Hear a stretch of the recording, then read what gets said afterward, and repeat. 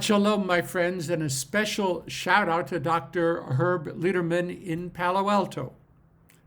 I'm glad you're with us for yet another week of study. It's great. One of the most creative liturgical minds in our days belongs to Alden Solovey. Solovey is a liturgist, a poet, a journalist, and an educator. In the past several weeks, he has composed and published 3 new prayers. One is healing from coronavirus for people who've contracted or have been exposed to the coronavirus, including those who might yet be exposed to the disease in the future. One is a traveler's prayer in a time of pandemic, and one is a prayer for medical scientists. I'd like to share 2 out of the 3 with you. First, source of healing. Cast the light of health and well-being on those who've been exposed to coronavirus, those who've contracted the disease, and those, God forbid, who contract the disease in the future. Bless them, protect them, and bring them speedily to full recovery. Bless all who are ill with healing of body, healing of soul, and healing of spirit. Baruch atah Adonai, Makor Chayim, blessed are you, Adonai, source of light. And then coronavirus, a prayer for medical scientists, which is a prayer for the wisdom and the skill of medical scientists. God of wisdom, bless medical scientists and researchers around the world with insight and skill, dedication and fortitude as they combat coronavirus, so that their work yields knowledge and understanding, speedily finding a vaccine, treatments, and deterrence to its spread. Source of life, grant public health and government officials the strength to act swiftly and decisively, with compassion and understanding and service to humankind, fighting this outbreak and the other diseases that still plague the planet, diseases threatening the lives of our brothers and sisters, nations and communities, young and old. Rock of Ages, bring an end to disease and suffering, so that all may know your compassion and your grace. Baruch atah Adonai Rafeh, kol basar mafli la'asot. Praised are you, Adonai, healer of flesh, maker of wonders. Thank you, Alden. Well, Purim is past. The World Zionist Congress elections have just been concluded, and the results will be released in less than a week. And in less than 4 weeks, if you can believe it, we will be gathered, one way or the other, around our Seder tables. There are 6 special Shabbatot leading up to Pesach. Each of these Shabbatot bears a special name, reflecting an additional section of the Torah and a special haftarah that are to be read that week. So as we study this week's assigned Sedra, KI TISSA, Exodus 30, verse 11 and following, we also acknowledge that this Shabbat is known as Shabbat Parah. Numbers 19, 1 to 22 will be read. The Parah here refers to the Parah Duma, the red heifer. Fascinating. What a rich and ennobling and deeply troubling and transcendent Sedra we have before us. The golden calf, the shattering of the 2 tablets of Revelation, the radiance, the visible glory that shone forth from Moses' face, the seemingly permanent inability of the people of Israel to live in conformity with the God of Sinai. Nechama Leibowitz guides us. Moses is still atop Mount Sinai in what is an intimate encounter with God. But that encounter is shattered by a strange noise rising up from the Israelite camp below. Laughing and shouting, the kind of noise ordinarily associated with uncontrolled, lewd, licentious human behavior from the Israelite camp. And the smoke of burnt offerings is rising up from around a shimmering golden calf. God is outraged. Moses has ordered, Lech red, get down from there. Get down from there, from this ultimate encounter between God and a human being. Get down there from this mountaintop. Get down there, because your people is acting outrageously. Get down there from your sacred role, Moses.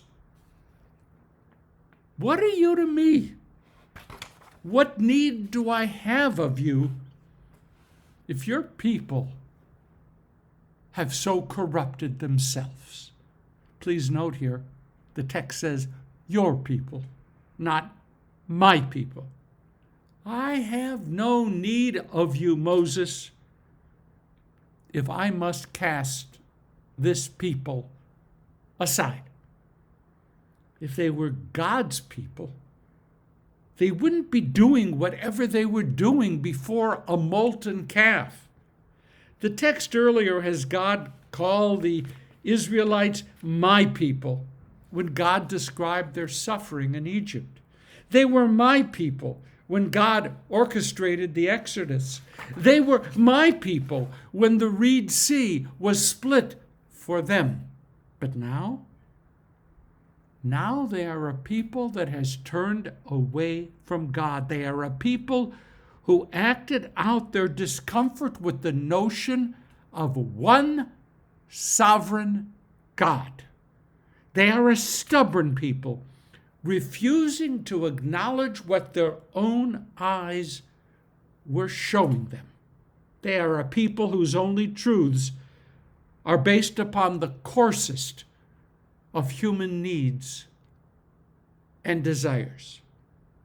They are therefore a people who have forfeited their role in history. Moses tries to pull God back from unleashing the divine anger. Moses, if you will, is going to salvage the links between a furious God and the mindless Israelites. We might note here that near the end of Moses' life, God did not return the favor. And thus Moses' own anger was allowed to end his career as prophet and leader and lawgiver. Leave me alone, Moses. I am going to utterly destroy them. And Moses, good deal. I'll make of your descendants my select people. But Moses won't leave God alone. Moses offers logic as well as concern for God's reputation. And then says something which I guess could be said in many fine gift shops. You have bought this people, God, and even if they broke in your hands, you still own them. God, you call yourself merciful, so act mercifully. And besides, God, are you really surprised that people act this way? I wonder. Was God really surprised? Let's face it. People are not angels. And in the Midrash, even the angels rebel against God. People are filled with passions that will never, never, never easily be controlled. People can be astonishingly self-indulgent and obtuse. People can be world-class narcissists.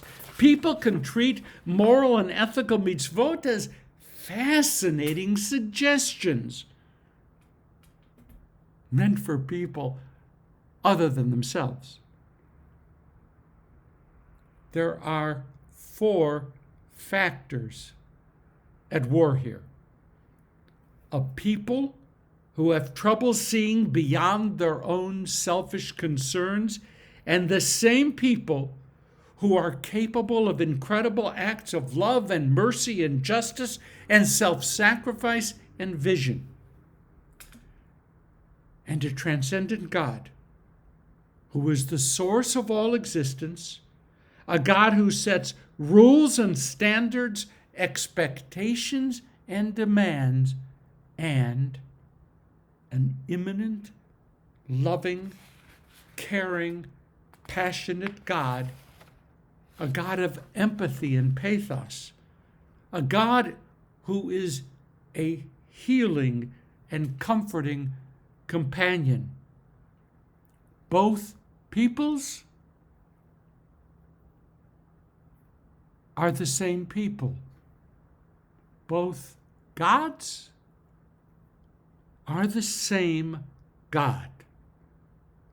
When this episode ends, God backs down. And the people promise to do better. That is how we Jews understand the world within which we find ourselves. A God whose love may waver, but never, never, never shuts down. And a deeply flawed people that contains within it a spark of goodness that simply cannot ever be extinguished. Well, that's it for now. Stay safe, be smart, protect yourselves, and care about the well-being of others. Have a beautiful Shabbat.